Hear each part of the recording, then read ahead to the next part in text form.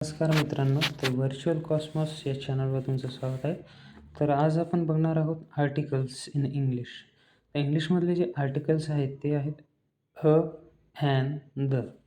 तर इंग्लिशमध्ये it is used when talking about something for the first time or something not specific, also used for singular.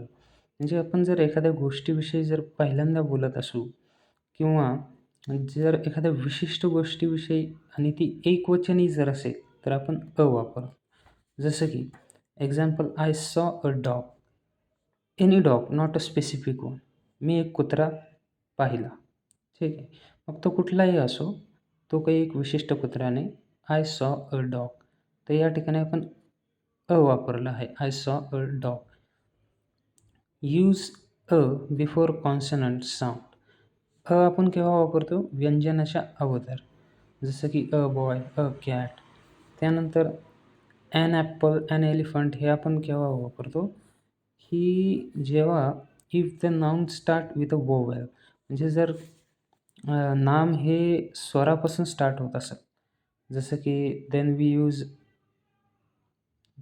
And. ठीक आहे. Like an apple, an elephant, an hour. अशा प्रकारे ते आहे. जसं की आता आपण if we mention a kind of thing, जेव्हा आपण एखाद्या गोष्टीच्या प्रकाराचा उल्लेख करत असतो तेव्हा आपण द वापरतो. जसं की he is the best player in the team. तो संघातील सर्वोत्तम खेळाडू आहे. अशा प्रकारे आपण आणि दचा वापर करत असतो. मित्रांनो, याविषयी तुम्हाला काही प्रश्न असेल तर कमेंटमध्ये मला नक्की कळवा. मी तुम्हाला त्याचं उत्तर देईल.